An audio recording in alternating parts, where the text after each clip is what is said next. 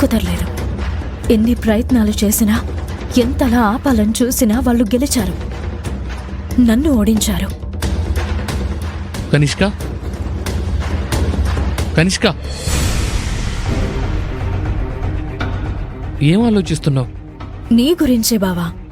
ఇన్ని జరుగుతుంటే నువ్వెలా తట్టుకుంటున్నావో అని ఆలోచిస్తున్నాను. సరే బావా, నువ్వేం బాధపడకు. నీ బాధ పోగొట్టే మందు నా దగ్గరుంది కదా.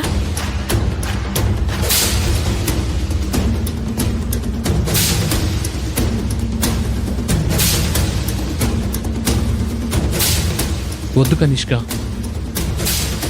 నాకు అలవాట్లేదని నీకు ముందే చెప్పాను కదా. అది తాగితే నేనేం వాగుతున్నానో ఏం చేస్తున్నానో నాకే తెలియటం లేదు. మరి నీ బాధ ఎలా తగ్గుతుంది బావా?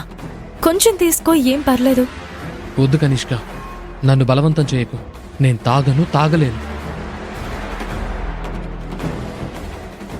కసాయి వాడి ముందున్న గొర్రె వాడు చెప్పిందే వినాలి కానీ వద్దు, కాదు, కూడదు అని అనకూడదు రాజీవ్. నిన్నెలా నా కంట్రోల్లో పెట్టుకోవాలని నాకు తెలీదా ఏంటి?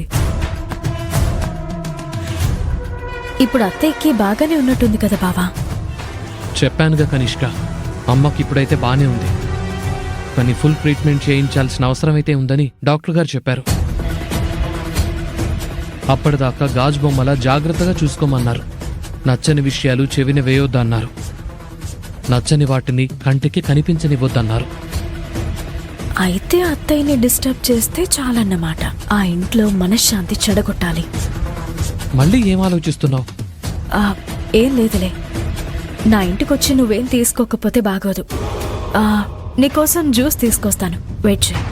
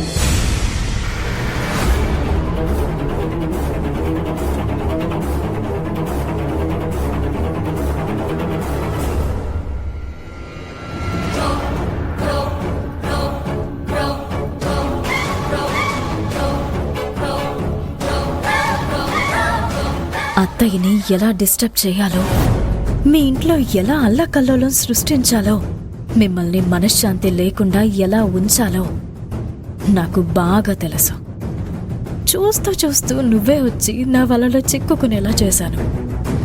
చేయాల్సినవన్నీ చేస్తూ మీ ఇంటిల్లి పాది గజగజలాడేలా చేస్తాను. చూస్తూ ఉండు.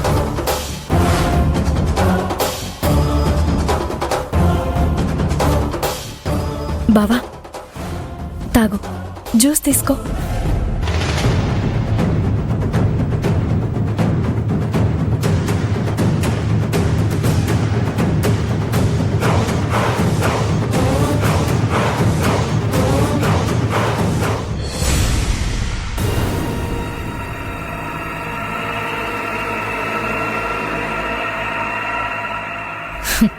నేనాడే ఆటలో నువ్వొక చిన్న పావు విరాజేవ్.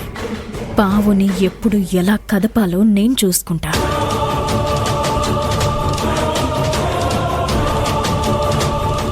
నీ ఇంట్లో ఉన్న రాజు రాణి ఆట కట్టిస్తా. అభి, రాహుల్.